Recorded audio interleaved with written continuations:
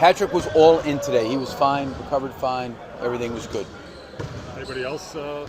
We kind of held Josh Giddey out of kind of some of the running stuff. He'd kind of, I think the day, what's today? Thursday. I think on Tuesday maybe he kind of like tweaked his ankle a little bit. Nothing major. He practiced all of yesterday, but they wanted to hold him out of some of the running stuff that we did non-contact, just to give him an extra day, more precaution than anything else. But as of right now, he should be totally full go tomorrow.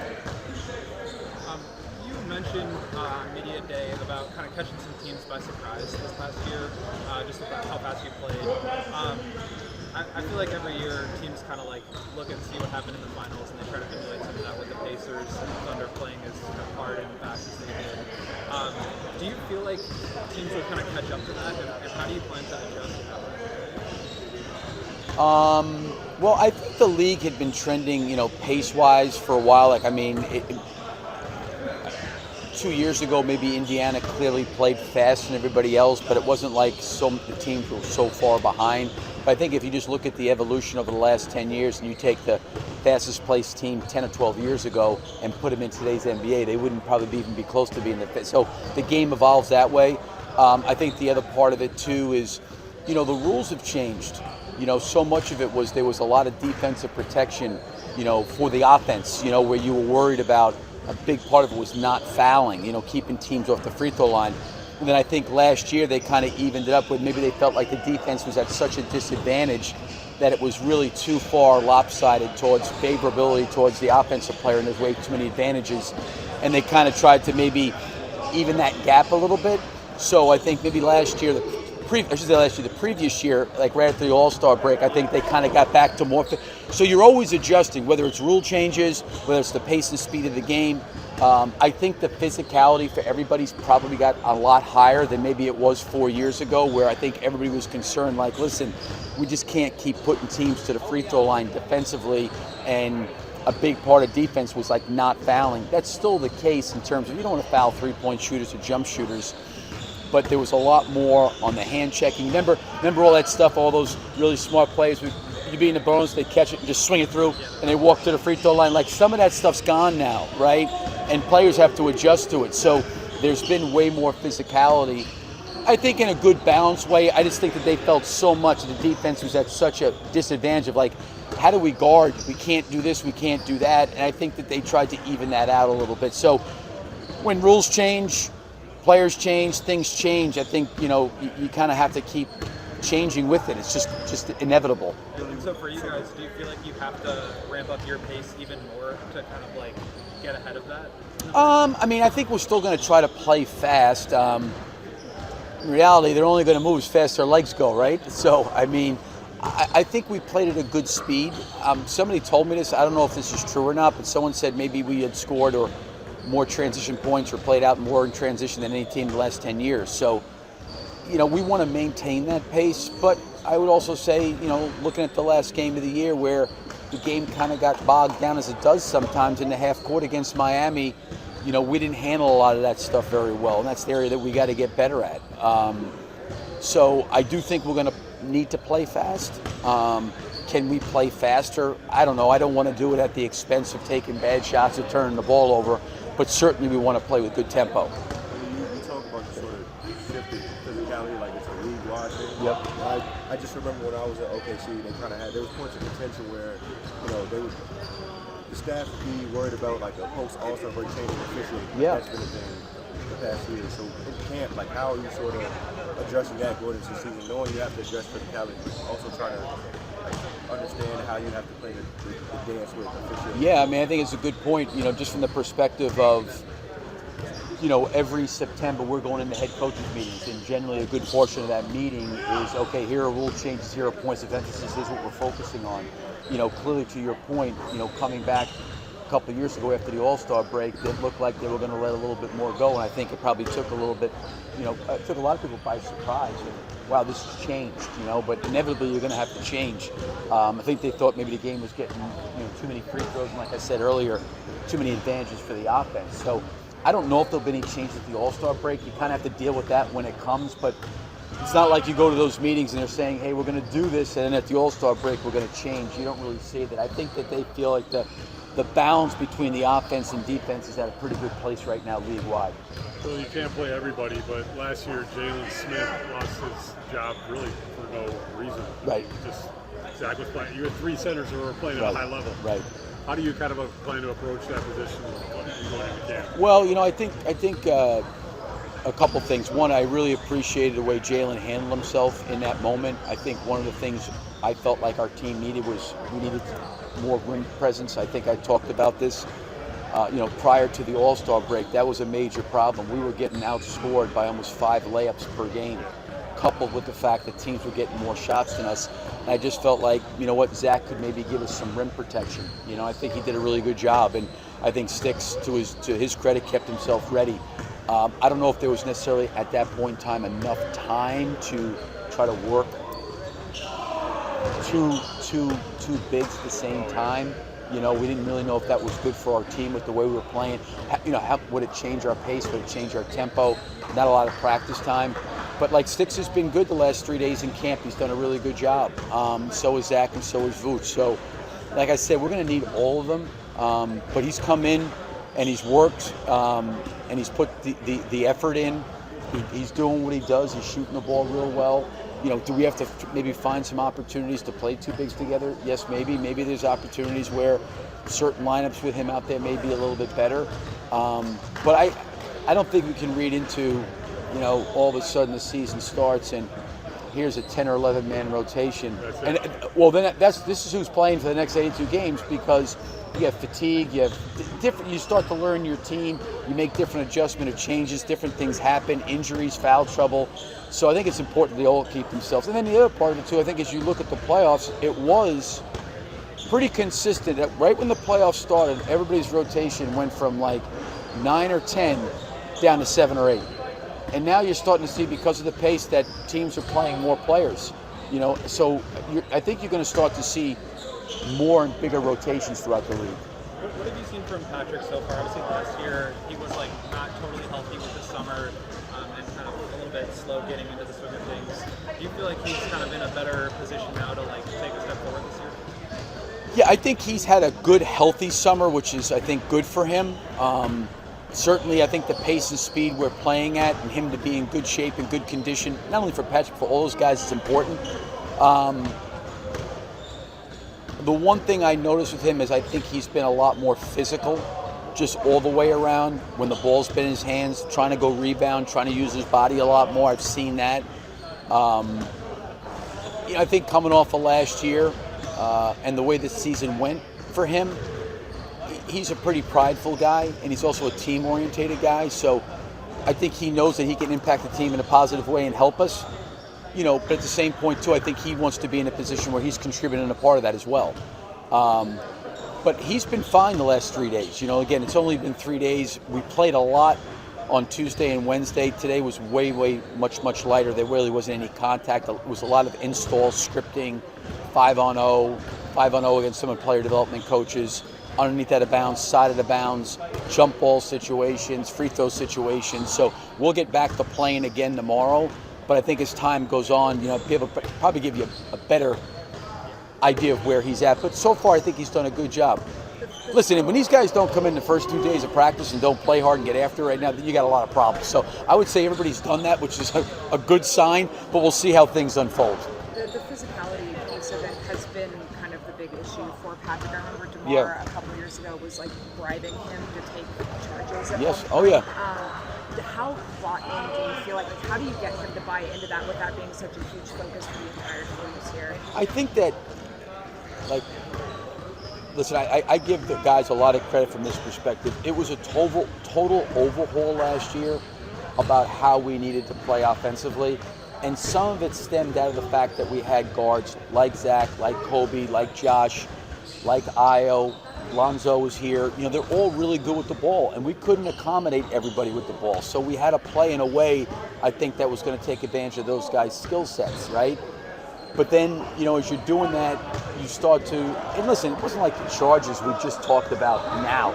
It's been talked about, but you can't pick and choose things that you want to do or not want to do and then say you want to win. Like it's not a buffet. Like the rules are the rules. Winning takes what it takes, and you got to be willing to do it. So, listen, we've taken more charges in the last 2 days of practice than we took in 82 games. So that's to me a positive sign, and I appreciate what they're trying to do. And quite honestly, as a coaching staff, we've got to do a good job of putting them in situations that we're doing some of that stuff. I say this. Io took his first charge yesterday in practice. It was great, you know. Okoro's in there doing it. Dalen Terry's done it. Julian's done it. They're all trying to do it because I do think the group wants to win and compete. And I think when you put things in front of them and show them, like, listen, we're giving up 4 extra shots a game. We're 28th or 27th in the league in taking charges. Those are extra possessions. Offensive rebounds are extra possessions. Deflecting a pass is an extra possession. Taking care of the ball maintains possession. So there's a lot of things that they've got to understand. And I think for younger players, and our team's young, so much of their performance they think is whether or not they make or miss shots. And there's a lot more things they have control over. And I think putting that on their brain is what you're trying to do. But Patrick has been very good in terms of trying to be more physical, in my opinion. He hasn't taken a charge yet, but we'll get him. We'll get him there. For tomorrow, that's right. Last one. I think the sort of, at least speaking from my point of view, the shift toward wanting to take charges probably due to personnel, I would assume. But Yeah, you know, I think a lot of times there's two things. There's the verticality piece of it, you know, and then there's also the charge piece of it. And like, quite honestly, I think it's a shared responsibility. We got to do a better job as a coaching staff, you know, spending time teaching it and understanding it. And then, you know, they've got to do a better job of, like, understanding what are the times to take the charges, what are the times to go vertical, what are the times to hold your ground. Like, all those things are things I think we got to help those younger guys with. do you think it's a lost art in the league? The taking charges? Yeah. I don't know if it's a lost art, but I think when you look in the playoffs and you watch the playoffs, there's guys trying to do that because they know the importance of those extra possessions. You know, LeBron James is one of the greatest players of all time. He takes them. Steph Curry takes them. You know, and I think that's why their teams win, is they're willing to do those kind of things. And I think if you look at the finals with Oklahoma City and Indiana, both teams are doing it. I had Alex Caruso here. He does it. You know, I think you got to. There's an art to it and there's a skill to it. Like Kyle Lowry, to me, has always been amazing at it. He's always great at drawing charges, and he's always up there as one of the league leaders. There is a skill to it, and there's a savviness to it, and there's an understanding. Like, you just can't stand there and hope the guy runs you over. There's a gamesmanship to it. We need to help our guys with that. How many flops in the first 2 Not too bad. No, we had actually we had the NBA officials in here the last 2 days officiating, which was good. So we got no flop calls, which was good. But listen, they're really trying. I think they're putting their foot forward to do those things, and I really appreciate what they're trying to do to make the commitment to do that. When did you get back? Was it shortly after Labor Day? Or? So I was here in June for about a month, and then I went back to Vegas, and then came back in first week of September. Okay. Yeah. So you mostly were here for the summer. Mm-hmm. What was your focus in the off season in terms of what you wanted to accomplish or what you wanted to do? Yeah, just get in better shape, get stronger, and make sure my body was ready for a long season. You know, I just want to be able to stay healthy, keep myself on the floor, and be available. And I know good things will happen if that's the case, so it's really just trying to work on my body. Yeah, you're going for, knock on wood, third season in a row of in the 60-game range, Yeah. which is how you started your season before you had that blip in that middle, obviously, Right. that we don't like to talk about. Yeah, exactly. Do you feel like those injury, I know the injuries are out of people's control, but do you feel that like what plagued you back then is in the past fully? Yeah, I think so. I think once it was my ankle, right, and there Right. was a bunch of surgeries that had to keep happening. But once the last surgery got it done and fixed, it's a bone. So once the bone is healed, it was good, and it's been good ever since. And I haven't had any problems. So like I feel great. One of the things we keep hearing from Billy is the theme of physicality this season Mm-hmm. at the defensive end. He talks so much about you adding in that department when they acquired you last year. Mm-hmm. Have you seen a difference on the floor in terms of just the mindset and your teammates, and how well do you think you fit in that Yeah, plan? I definitely think I can feel a switch. I think everybody was kind of motivated about what happened last year and how we ended the season last year, and especially because we were playing so well and we were so confident, and we finally found something with some momentum, and then it kind of ended the way it did because of. You could probably point to physicality. You could probably point to a lot of things, but that's probably the main thing. And you can tell the first 2 days, the coaches are setting a good tone, but I think the players have done a good job of realizing that that's one of the things we got to shore up. You had to get to know this team and the system kind of on the fly last season. What's it been like just being able to come in and kind of spend some time, have a little bit more of that comfort level as you're coming into the season? Yeah, I mean, you said it. I mean, just having all those reps, having a whole summer here to spend time with the guys and to spend time with the staff and get on the same page on like what I'm thinking, what they're expected of me, and to go into a season with a training camp with the with the team and to everyone be on the same page. Last year was such a whirlwind, and it almost was a good thing for me in some ways. But I think overall, I'm very happy that I got to have all those reps. Just defensively, last season when you were in the lineup, the team was really performing well. Why do you think that was? I think it was the whole trade. Me, Kevin, and Trey coming here. It was like a breath of fresh air for all three of us, and I think we were able to come out here and play free. I don't think anybody really expected much from that trade at the time, and I think we came in and we all kind of took that personal. We wanted to really play well and show that we could contribute. So there's that layer, but then also guys really started to pick up their game at that point. I think everybody kind of had a reset moment there, and we all just had a final push to the All-Star break. And credit to Coach. I mean, he really set the tone and said, hey, let's try to make some noise here. And we just followed his lead, and I think that all that played into it. The East, obviously, on paper looks so much different this year with those terrible injuries to Tatum and Halliburton. I mean, what do you get? What's kind of the vibe internally? Do you guys feel like you can make some noise in this conference?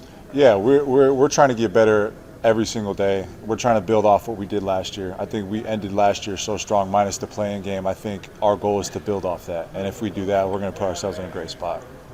I'm curious, we've talked with Vooch a bit about just kind of him coming into this part of his career. Longevity at y'all's position specifically can be kind of a tricky thing. What sticks out to you in terms of what has allowed him to have the longevity that he's had? Yeah, I have such an appreciation for going through what I've went through with my body and just seeing guys who have stuck around in the league for so long. I think there's a couple things. Obviously, you have to be a very good player, which check that box obviously. But there's also a layer that nobody else sees. That I'm sure off the court he's very diligent and he's very smart about what he puts into his body, the rest he gets, the work he puts in, having that balance. I don't think it's an accident that he's been this successful for this long. Obviously, there's a lot of work that goes into it. So definitely have an appreciation for that. One more right here. I'm sorry. I'm Miyako from Japan. Having played alongside Yuki, what kind of point guard do you think he is? He makes everyone better. He really pushes the pace, and one of the better passers that I've ever played with, by far. I mean, there's a lot of angles that on my rolls where I'm like, okay, I'm not going to get it, just roll next action, but he gets me the ball, and you can ask anybody else on the team, they'll say the same thing, whether it's a guard or a big. He just really knows how to pass the ball and get guys involved, make guys better, and he's tough as nails. You real quick, you mentioned the trade and how there are so low expectations, and all three of you guys found roles. I know there's the business of basketball, and it's totally out of your control, but did you personally think Trey Jones would be back? Back here in Chicago?